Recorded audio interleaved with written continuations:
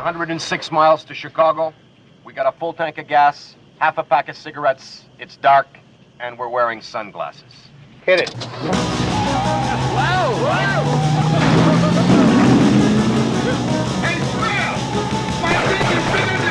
Welcome back to the Blues Brothers Minute, that show where we watch the Blues Brothers 2 minutes at a time and then discuss it for you nice people. My name is Tom Taylor, and over here is my friend Mike DiMaria. We're not there yet, but it's in your heart, and that's good. It's never too late to mend. And then over here is Dan Lewis. Hello, Dan. Coleslaw. Wait, egg bean soup, coleslaw, tuna surprise. We're not on that minute either. No. By golly. Wrong movie. Hey. Wrong movie, wrong minute, and tuna surprise. We are here to discuss minutes 133 and 134 of the boringly extended edition of the Blues Brothers, which begin with the Blues Brothers crashing through Daley Plaza, one big window at a time, and then it ends with a truckload of Chicago cops jumping out of the truck and yelling "Hut" and jumping around. Hut, hut, hut, Yeah. hut, hut. Yeah. I don't think the cops act like they're supposed to act, in this scenes. It's a bit exaggerated and comical, I think. Hut, hut, Yeah, hut, I think hut. that's the And then whole you got all point. these cops running around with their guns pointed straight in the air, which I'm pretty sure you're not supposed to do. Right. It's got to come down somewhere. Right. This is one part I appreciate in this, the very beginning of this minute, that they, you can clearly, I know it's a very small space, like Daley Plaza and then the thing across the street, but you can see you could do that. If you took your car right now, you could do exactly what the Bluesmobile does here. Like drive through Daley Plaza one end, all the way through, and then kind of do a U-turn and go. I don't know why they go that way. I think they get cut off by a cop, and that's why they drive through the building. But Right. yeah, but it's a clearly traceable course through that plaza, and I appreciate that. You could do that. Yeah, I don't recommend it. You'll go to jail. I think Landis said, either seriously or jokingly, that it was due to mob help that they got permission to drive through Daley Plaza like this. Well, yeah. And I don't know if he was joking about the mobbed up nature of Chicago government, or if some actual mob stepped in and helped him out or something. Well, I was going to say unfettered access to the Daley Plaza or the administration itself was mostly mob based. Mm-hmm. Yeah. Mm-hmm. It worked out for us and fans of the Blues Brothers. Looks good on you. Are they going? So they're going to the Daley Center, right? This is okay. I'll admit that I'm a little like, if you walk into the building.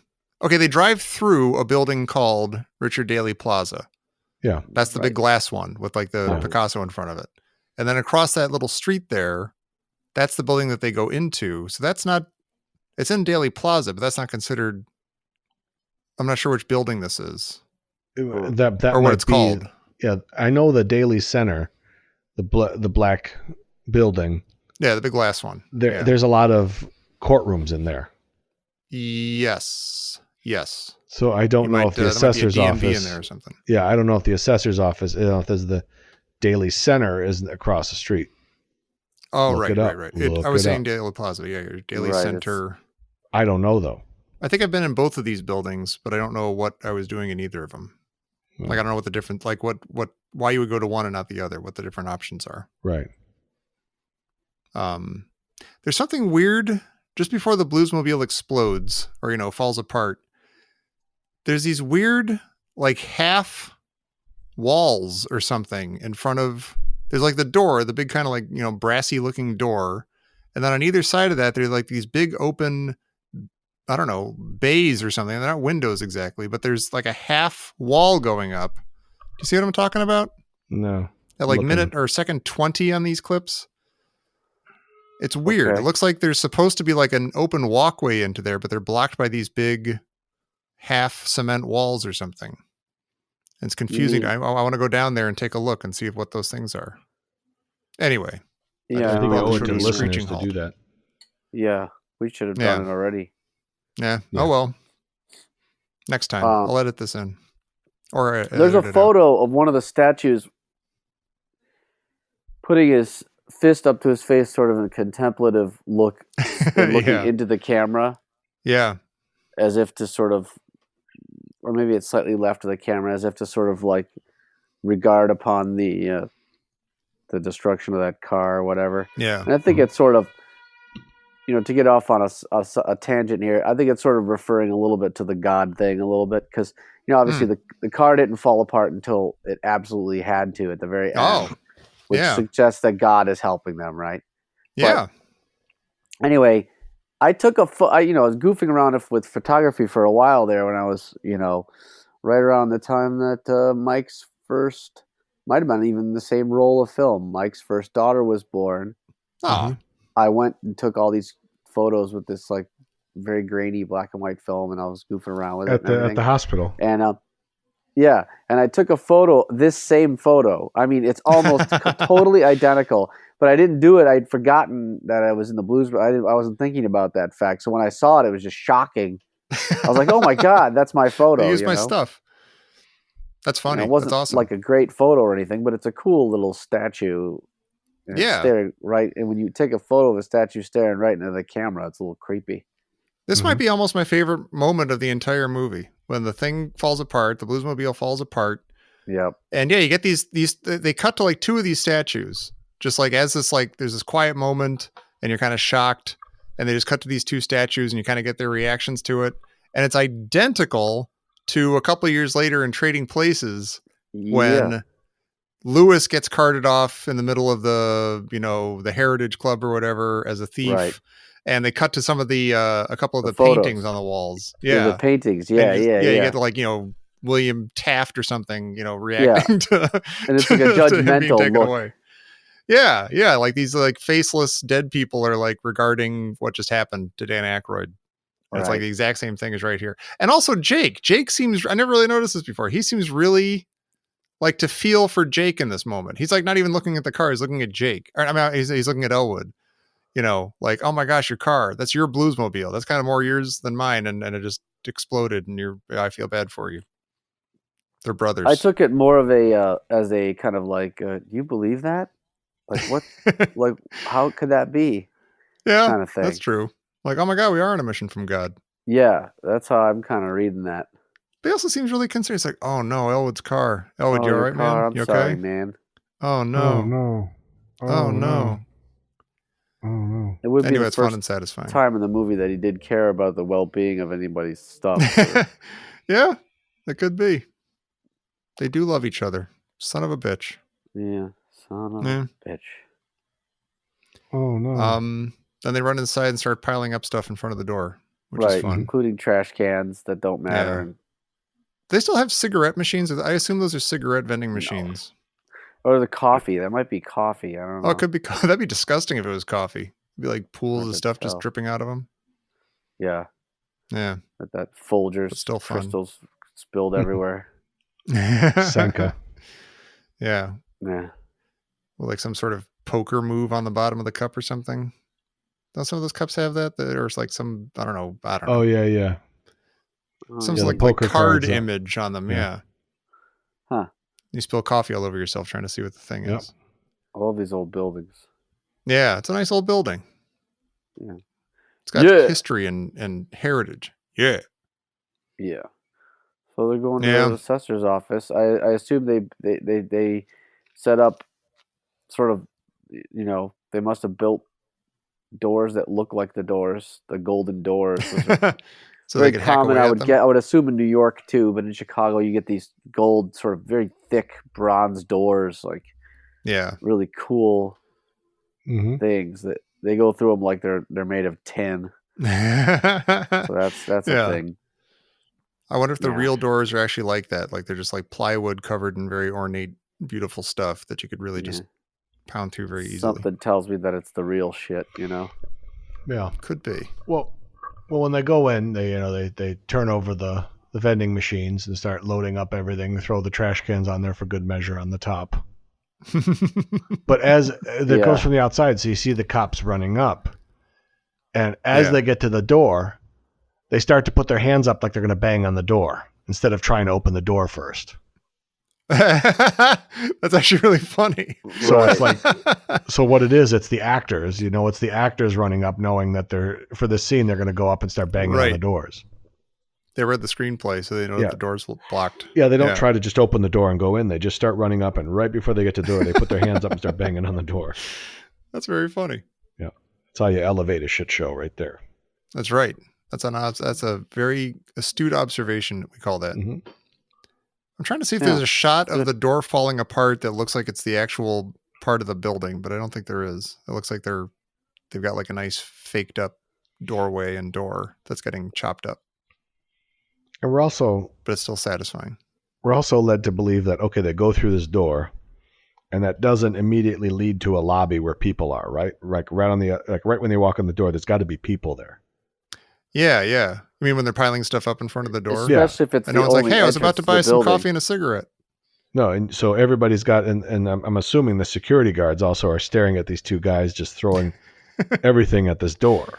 Yeah. Before I tell you where the assessor's office is, could you please go fix the coffee machine and the trash cans that you just messed up? Tell me why the fuck you just did that? Yeah. What's going on? And if they're listening to this all points bulletin that's been going on about these guys, don't you think the security team inside the assessor's office would be following that, tracking? They seem to be the only uniformed people in the entire city who are not after the Blues Brothers right now. And that's a joke. It's not like it's a mistake. Right. It's just, it's a joke. Yeah. They're very polite and very helpful. Yeah. Chicago's finest. That's good. Not a lot going on in this minute, you guys. No. In these minutes. They get on an elevator. You hear the girl from Ipanema. Right. Which apparently is also a Landis thing. The girl from I think Ipanema? that comes up in a couple of Landis movies. The girl from Ipanema. I've always found that song funny because it's often used in that kind of comic way. For whatever reason. Yeah. It's a fine song, but it's often used to kind of like show an out of place, like suddenly things are really what's the word I'm looking for? Sort of things are like kind of boring and just people are sitting there and it's like like people will be rushing into a room and it's like da da da da da da da. It's I don't know. Now see, as you say that, are you remembering that mostly from John Landis movies? I'm gonna look I this don't up. think so. But Really? maybe. I don't have anything specific in mind, so it could be. Girl from Ipanema comes up without me even finishing what I'm doing. I typed "girl from Ipanema" in Google, and I got totally again mixed results. Elevator from Ipanema. This is from tvtropes.com. It is like a trope. That's a good If way. a character enters an elevator for any reason, the music playing on its speaker system, regardless of the program's genre, is always some version of the girl from Ipanema. Some trace this trope's popularity back to directors such as John Landis, who used it as an in-joke for every scene he shot inside an elevator. I think that also happens in Into the Night. There's a very strange movie. But anyway, that's interesting. Well, so I guess it is more than just him. Landis? But it is. Yeah, with Jeff Goldblum and it's like 1985, I think. It's like Jeff Goldblum, Michelle Pfeiffer, and it's sort of like it's a super weird movie. Yeah, it's not. I can't say that it's good. It's very strange. So it's like dark and weird, and I think it's supposed to be funny, but it's very weird. Yeah. So I'm looking at.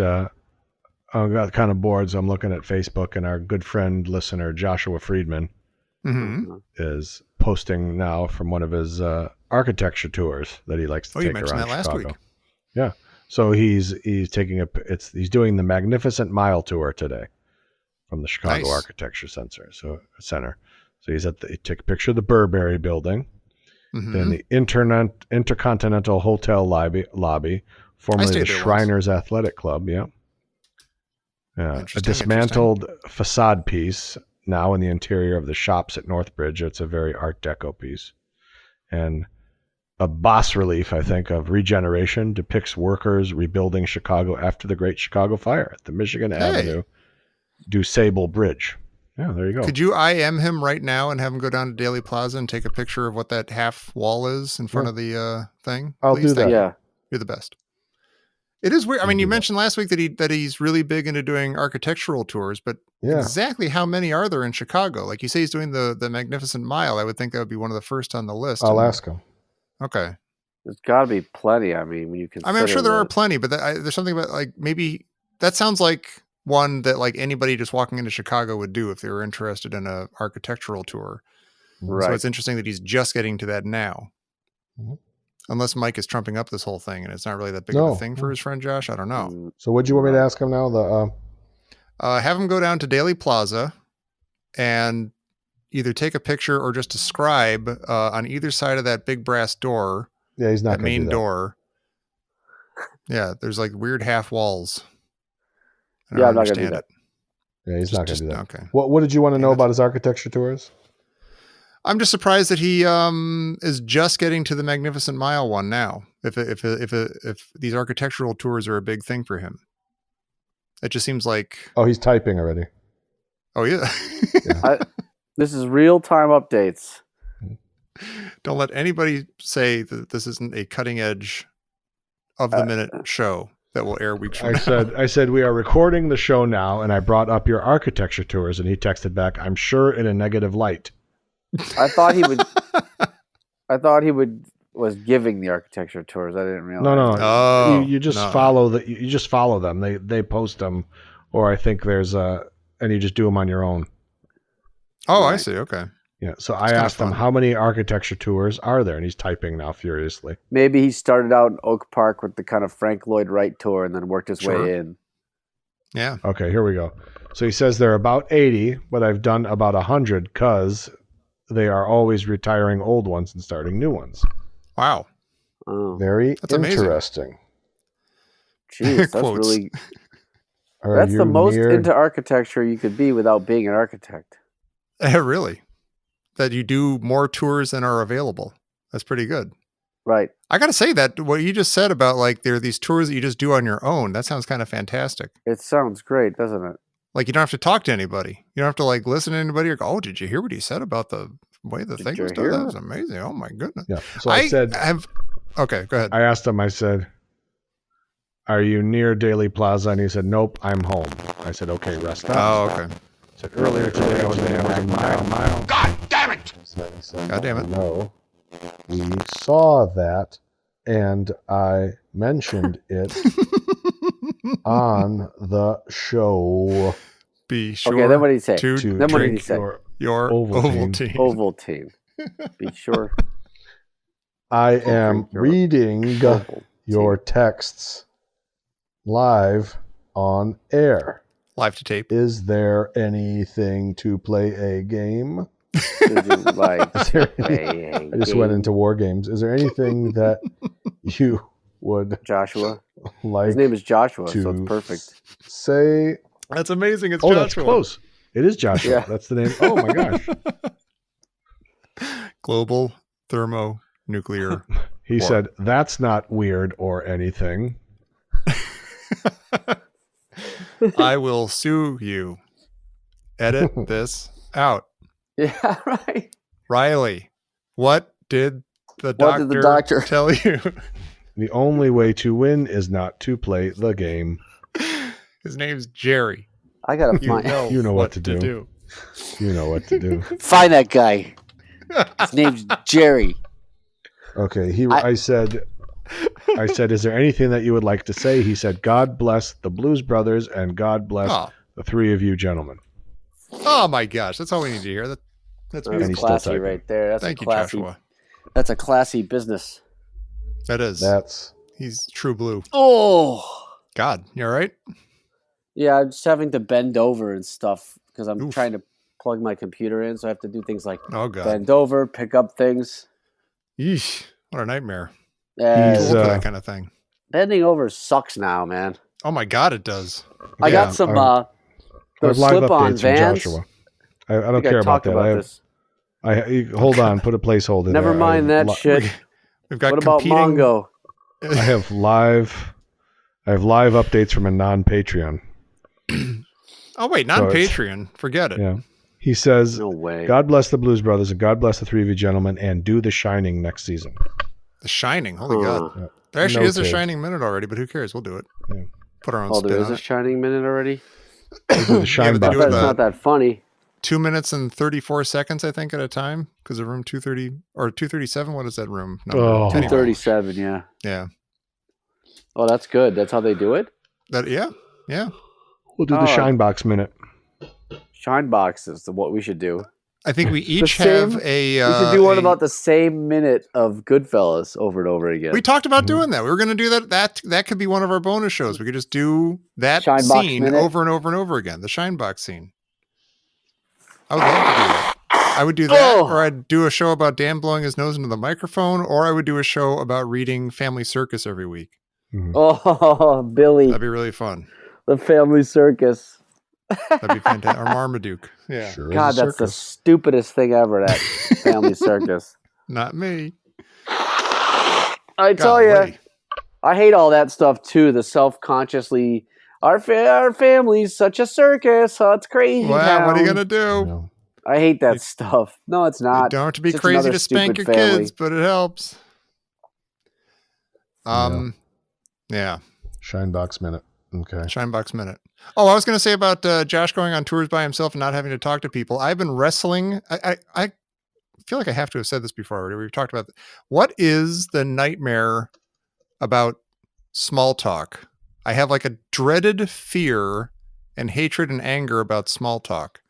Like walking into like the coffee area and thinking, oh, Jesus, there's somebody standing there. They're going to ask about the weather, or they're going to make some, oh, you're holding a mug. Oh, what do you know? Can I give a just an off the cuff answer to that? Like it's a good question, and I've wondered this sort of before, but it occurred to me an answer might be that with small talk, it is of no substance. Right. And so therefore you get an anxiety from the fact that you won't know what to say because there is no obvious thing to say. That's good. So, Yeah. if someone says to you, hey, listen, they walk up to you in the street and they go, I'm really, really sorry, but I'm going to need you to call 911, right? You don't go, oh, I don't want to talk to small talk right now. What? I don't know you. You don't sure do that. Do. But sure when they walk up and they go, let me tell you, Mondays. Right. Then you go, I oh, don't know. What about why don't you like them? Yeah. Like you. Yeah. The way other people come up with small talk, it seems like you should be able to literally say anything, and that would fulfill the other person's need for small talk, the way I see it. Right. Like, it's always the weather or like whatever, or, like just what you're wearing or something. Like I could say, boy, did you count all the sugar packets in that bin over there? There's got to be like 50 sugar packets in there. Like you just like anything. And they'll be like, yep, that's the small talk. Well, gotta go. Thank you. The good thing Thank to you do for that one would be like, yes, I did. I do it every day. I count them. Yeah. And you make them feel weird. Yeah.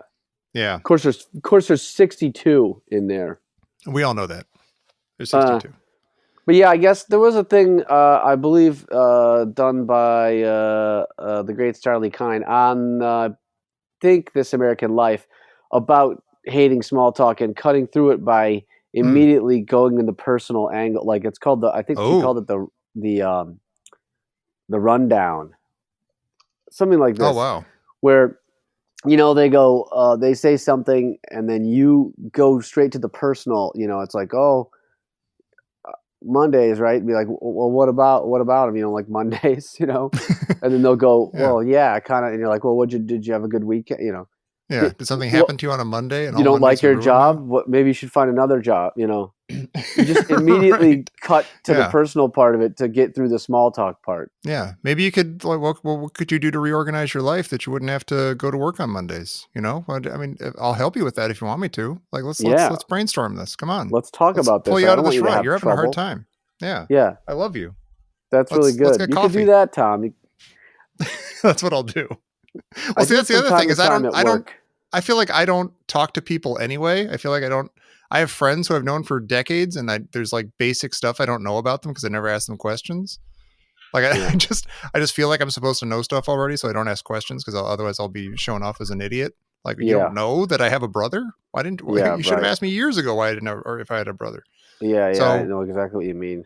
So there's nothing I can do. I can't make small talk and I can't make it personal either. I just have to lower my head, get my coffee, mumble about the weather, and go, oh, yeah, sure.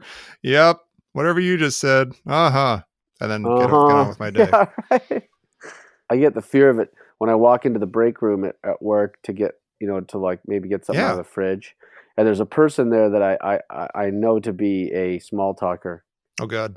And I know I get this tension, like, don't say it, don't say it, don't say it, don't say anything, don't say anything. Jerk off. And they go, what you do? What you eating? Oh, God. And I go, and then I want to really die. Want to know? It's a child's foot. I brought a child's foot to lunch today. Don't say it. Right. It's a Don't weird say it. mushroom I found in the woods, but I don't know anything about mushrooms, so I'm just going to take my chances. What's the worst that can happen? Don't say it. Want some? Don't say it. Jerk off. Don't say it. Jerk off. Bing, Jerk off. bong, bing. I do it to the point where, like, if I Bing, bong. walk into the break room, I literally under my breath go, oh shit. If I see somebody in there, like, I just want to go. Because like, they might my talk mission to you. in there is about 30 seconds. They might talk to me. And they probably will talk to me.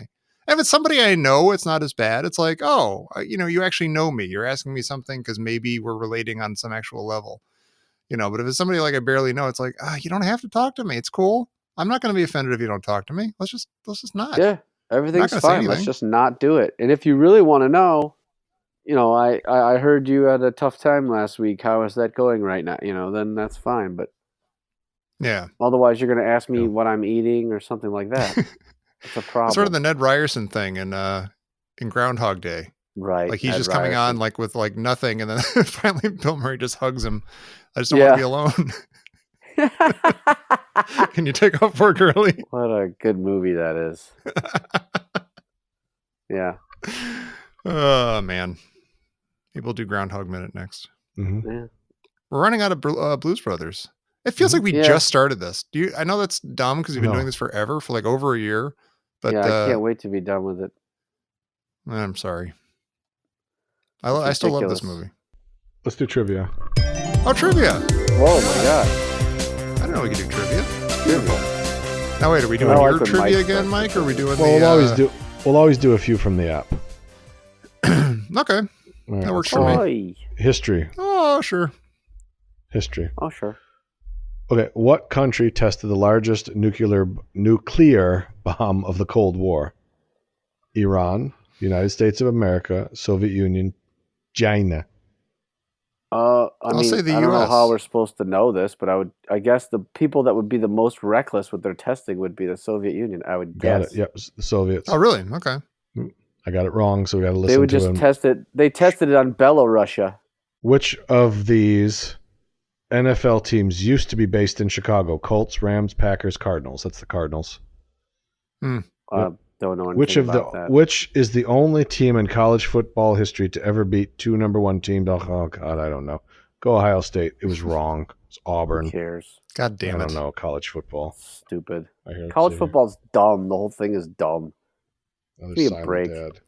College football's dumb. College basketball's dumb. Hold on. All college sports are dumb and there should be no college sports. We're watching. They're not the even ad. Shouldn't even professionals. exist. They're students.